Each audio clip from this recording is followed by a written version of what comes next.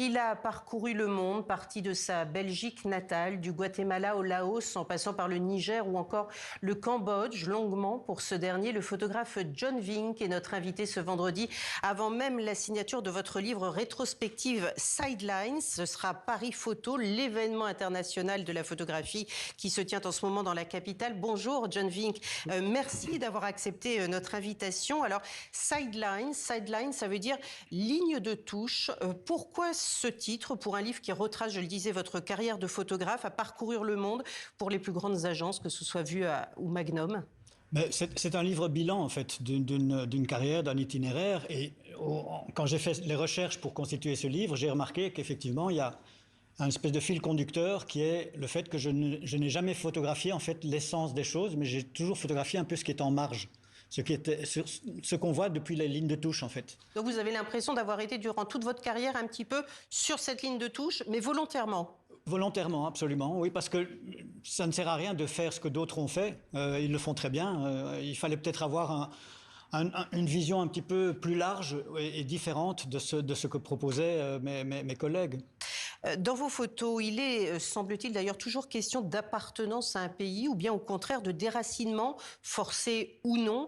Le point de départ, le vôtre, c'est quoi? C'est votre Belgique natale, je le disais, avec ses cyclistes, ses majorettes, ses buveurs de bière d'Orval? Oui, je suis originaire d'un pays qui est en fait presque une erreur de l'histoire. On a constitué ce pays après la chute de... Pas bien de dire ça, John.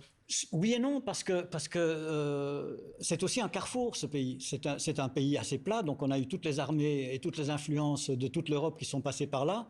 Moi, je suis flamand, j'ai grandi en partie en français, j'ai habité 16 ans au Cambodge, et donc moi-même, je me pose la question à qui ou à quoi est-ce que j'appartiens.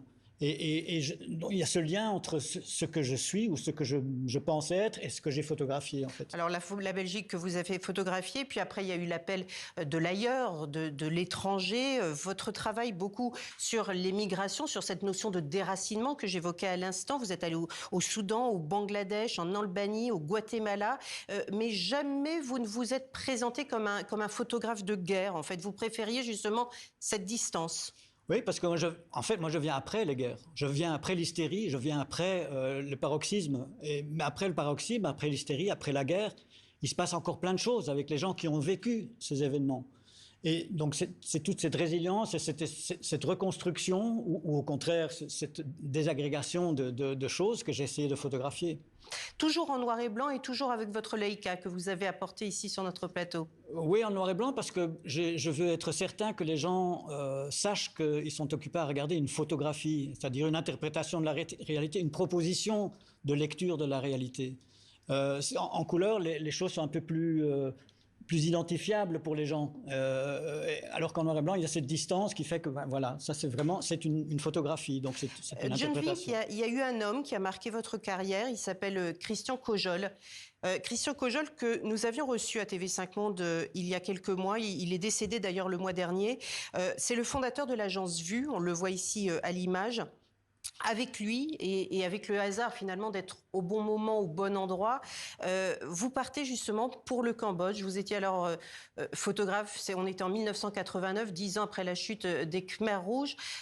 C'est le début d'un point de départ important dans votre vie. Oui, parce que j'étais confronté avec le Cambodge donc 10 ans après le génocide. C'est un pays qui était qui essaie de retrouver son souffle, qui avait été complètement dévasté, il y avait une espèce d'hébétude parmi les habitants qui m'a très très fort marqué. Alors j'ai travaillé au Cambodge pendant 1 mois et demi.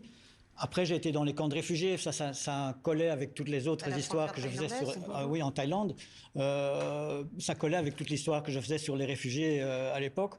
Et puis je suis revenu en 91, le retour de Sihanouk, et puis je suis revenu en 99, et puis en 2000 j'ai décidé de m'y installer pour voir justement l'année 2000 en fait c'est le début de l'établissement de l'émergence en fait du Cambodge, de la reconstruction véritable. Il y a un afflux d'argent, un produit intérieur brut il faisait du 10% par an pendant 10-15 ans. C'était hallucinant les changements qu'il y avait. Et c'est un Cambodge que vous photographiez encore aujourd'hui dans toute son explosion et notamment immobilière également. Absolument. Tout ce développement économique d'un côté, mais aussi l'érosion démocratique. C'est un pays où on avait essayé d'instaurer une démocratie à l'occidentale, je dirais.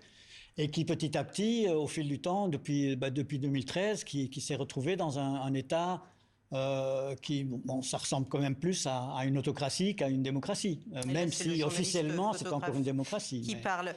John Vink, avec humilité, je dirais, en avant-propos de votre livre Sidelines aux éditions Hannibal, vous évoquez votre itinéraire et vous dites qu'il est marqué par un enchaînement, bien sûr, de choix, mais aussi d'erreurs, d'oubli, voire même parfois de paresse.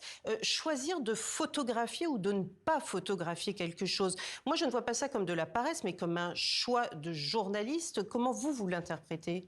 Non, il y a les choix, bien entendu, mais il y a aussi la paresse. Quand on est fatigué le soir et qu'on n'a plus, il se passe quelque chose dehors et qui serait intéressant et que, ah non, j'en ai marre. Ça vous est arrivé souvent tout le long de votre carrière? Bien sûr, oui, tout à fait. Oui, oui. Mais c'est des petites paresses. Hein, Une photographie, je le disais dans les titres, parce que je trouve la définition très belle, est une portion de temps à utiliser plus tard, lorsque la mémoire défaille. Je crois qu'il y a notamment certaines photos que vous avez faites qui ont permis aussi à certaines personnes de retrouver des membres de leur famille. Il y a aussi un rôle de la photo. Oui, en tant que photographe, on est confronté assez rarement avec des situations où il y a une prolongation à la photographie qu'on a fait.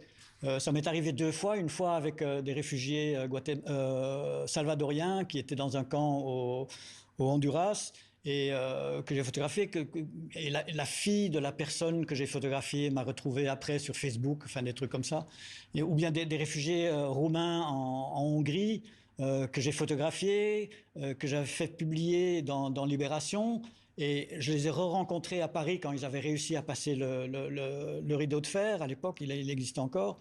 Et je leur ai donné une copie de Libération qu'eux ont montré au service d'immigration aux États-Unis et ça leur a permis d'obtenir la carte verte. Bon, c'est des belles histoires. Malheureusement, voilà, que l'on retrouve dans votre livre Sidelines de John Vink. Merci beaucoup d'avoir été en plateau avec nous sur TV5 Monde et très bon salon Paris Photo qui a débuté hier, je crois, à Paris. Voilà, merci beaucoup John Vink. Merci pour l'accueil. C'est la fin de ce journal. À toutes et à tous, merci de l'avoir suivi sur TV5.